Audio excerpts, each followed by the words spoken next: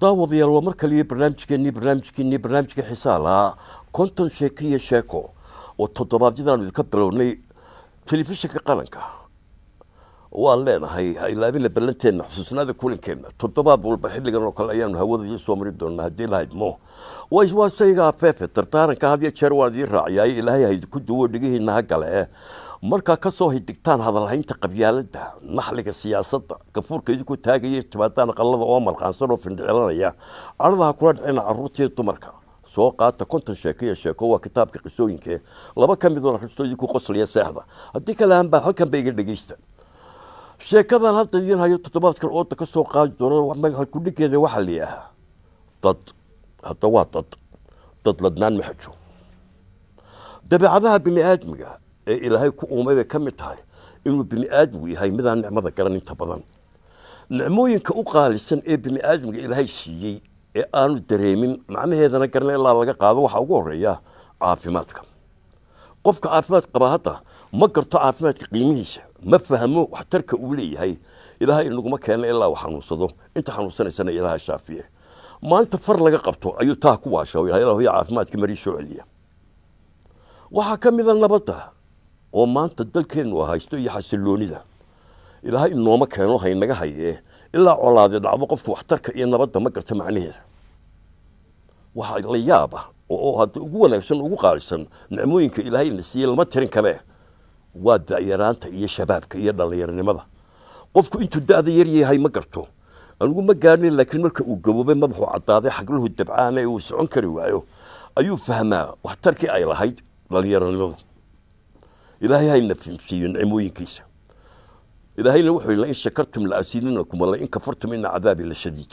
haddii qofku uu fahmo waxtarka ilaahay uu taray oo ku mahadnaqo ilaahay u kordhiyaa haddii uu garan waayo dafirana dee ilaahay cadaabtiisa way kulaysa ilahay cadaabtiisa hana geyna sida loo mahadnaqayaana ma aha inaad to alxamdulilah oo keliya waa qaali alxamdulilah laakiin cibaadada ah mahadnaqa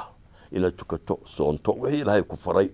aad raacdo wuxuu kaa reebeen aad ka hadho ilaahay dembigeenna ha dhaafo intaas wayga arrees daba sheekadan halkudhigeeda leeyahay dad ladnaan ma xajo nin danyara weliba caydha haddaad doonto sabool badhe oo meel tuula aad degan ayaa wuxuu ahaa nin cafiifa haddana oo aan dadka baryin muruqiisa maala oo xoogsata ah tuuladu way dad yarayde dhowrka cisho maalin buu bixi jiray oo xaabool uu ahaaye meel kaynoo u dhow ayuu ka soo guri jiray xaabada halkaa haddaba xaabada uu ka gurayo ayaa waxaa isku barteen shimbir iyana innaga dalkeenna kuma badnee shimbirta dadka canjisha hadalkooda ah oo afka carabiga lagu yahaa babaqaa shimbirtaasi marka uu halkaa yimaado ninka xaabadu weer keliya ayay ugu celcelin jirtay waxay odhan jirtay dad ladnaan ma xajo dad ladnaan ma xajo isaguna jawaab buu siin jiro markuu xaabada isku xudhu degta saaranayo isagaa degtiisa ku qaadi jiray ayuu odhan jiray dad ladnaan ma xajuun baad leedahay annaga yaana siiya annaga ciddii ayalkaaba ku haysan lahayn intaasay maalinba iswadaarsan jireen maalintii dambaa isagoo xaabadii degta saaranayo sidaa shimbirtee leedahay ayuu sidiisii wuxuu ugu jawaabay maalin walba waxaa tiraho dad ladnaan ma xajo bal annaga yaana siiya annaga xajsan lahayn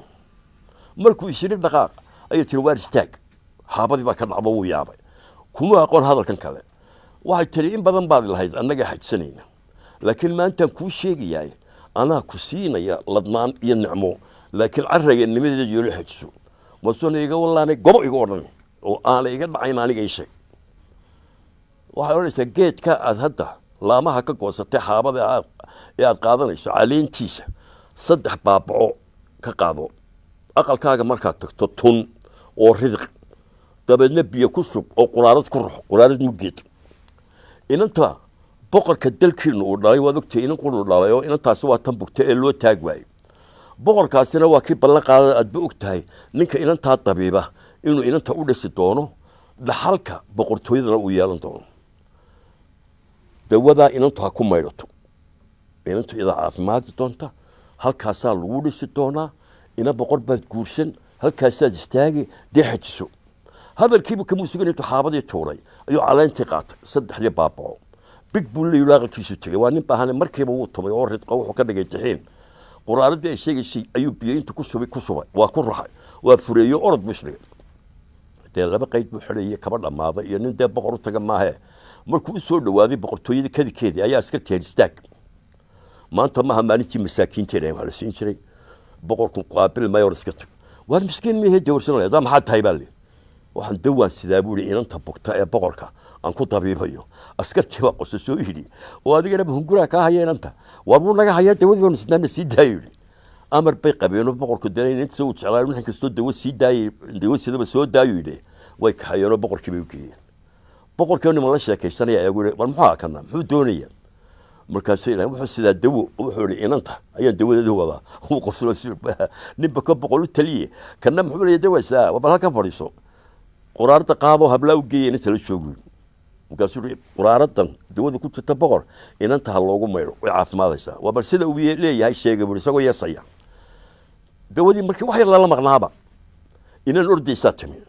oo tiri bushaara boqor inantii way hadlaysaa alxamdulilah rabbil caalamiin mid kaloo ka daba ordaysaa timi inantii way soo fadhiisatay maasha allah boqor bas inantii way istaagtay boqorkii qoladii joogtaa ku cararay mise inantii loogu taaglaa inay fadhiisato intaasoo sanado jiiftay ayaaba istaaganba boqorkii ninkiina wuu eegay inantiina wuu eegay dee ballantiisiina wuu garanaya wuxuu ninkan kaxeeyo oo dhar ka soo bedelo usoo maydho halkii gudaha la geeyo dee alaabaan weligii xidhan jirin baa loo xidhayo wuxuu dhegeyso horta anu ballantaa waan galay buuri waana oofinaya adna waad fulisay qaybtaadii aroos weyn baa loo dhigay inantii ninkii wuu guursaday farxad baa cirkaa la maray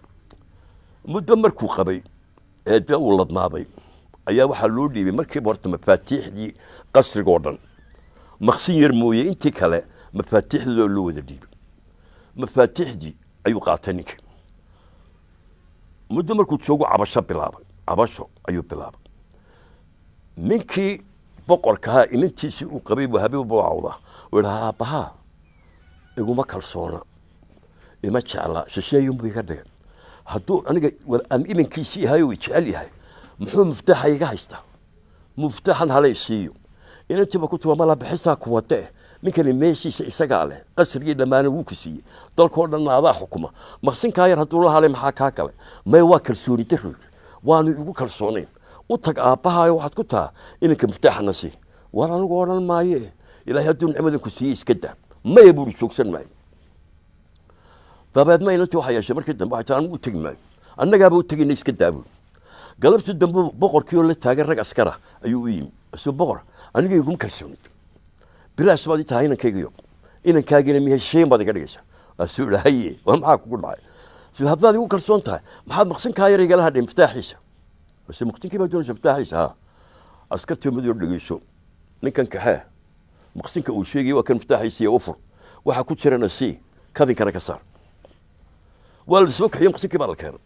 waa la furay mise waxaa ku jira gudintii uu ku xaabaysan jiray labadii qayd uu xidhan jiray iyo kabihii googo'naa intii baa loo xidhay kadinkaa laga saaray qasrigiina waa laga soo xidhay wuxuu sii socdaba isagoo murugaysan buu tegey buulkiisii yaraa ayaama markuu ku jiro baahday dee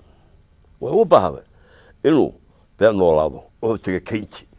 isagoo xaabadii guraya ayaa shimbirti jiri dad ladnaan ma xajo su-aala run badan anaaba siidhshay buui aniga ayaa siidhiyey markana idin leeyahay markaa kusoo hoyataan guryihiina fiidka idinkoo cadhaysanoo gafuurka taagaya kasoo hidegay hadalhaynta siyaasadda iyo qabyaaladda qaadna soo raabsadoo marqaansan cadhadaha kula dhicina dumarka iyo carruurta idinkoo faraxsan soo qaata buuggayga oo laba sheeko ka mid a akhrista